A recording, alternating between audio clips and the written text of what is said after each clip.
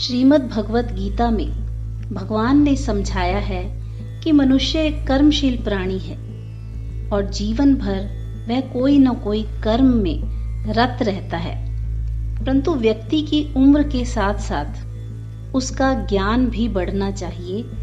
जैसे जैसे समझ विकसित होती जाती है वैसे वैसे कर्मों की दिशा भी ठीक होती जानी चाहिए। बुढ़ापा शरीर में प्रवेश कर जाए तो भी अपने आप को यह नहीं कहें कि अवकाश प्राप्त हो गए हैं, अर्थात रिटायरमेंट हो गई है, पर यह हो सकता है कि एक स्थान से, एक कर्म से, एक ड्यूटी से, किसी कर्तव्य से मुक्ति हुई है, दूसरा कर्तव्य सामने आ गया है, एक आश्रम का कार्य संपन्न हो गया है, वानप्रस्थ का कार्य शुरू हो गया है, वानप्रस्थ का कार्य संपन्न, संन्यास शुरू हो गया।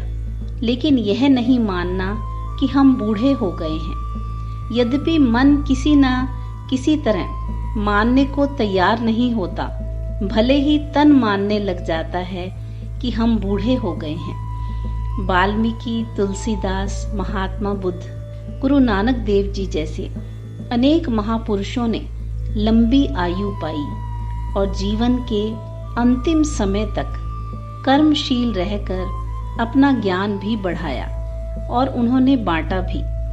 भीष्म की उम्र बहुत अधिक हो गई थी, फिर भी युद्ध की भूमि में खड़े हुए संघर्ष में लगे रहे। 115 वर्ष के अर्जुन थे, कृष्ण उनसे भी अधिक उम्र के, और संसार में कर्म से जुड़े रहने का उपदेश करते रहे। विज्ञान कथाओं के लेखक H.G. वेल्स की जब टांग टूट गई, बिस्तर पर लेटे हुए थे, तब पढ़ना शुरू किया और बूढ़ा होने तक भी कभी हार नहीं मानी।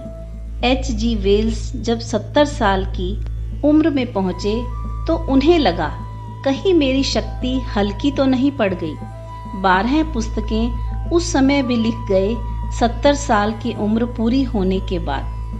टेनिसन के संबंध में कहा जाता है कि जिस समय वह 80 वर्ष के थे, जब आम तौर पर व्यक्ति की मस्तिष्क और क्षमताएं हिल जाती हैं, तब उन्होंने अपनी एक प्रसिद्ध पुस्तक क्रॉसिंग द वार संकलित की।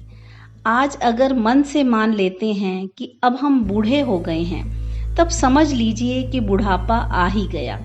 जब तक आप अपना कर्म स्वयं करते रहेंगे, दूसरे की तरफ नहीं देखेंगे, पर मुखापेक्षी नहीं होंगे, जब तक आपको किसी की सहायता की आवश्यकता नहीं, जब तक आपकी हिम्मत आपका साथ दे रही है, आपकी उम्र कितनी भी हो जाए, हो यह जान लीजिए कि बुढ़ापा अभी दूर है।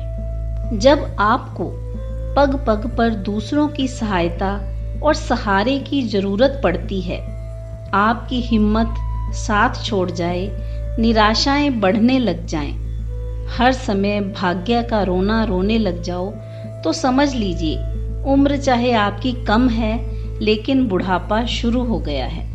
अपने आप को सामर्थ्यशाली बनाइए। जय श्री कृष्ण।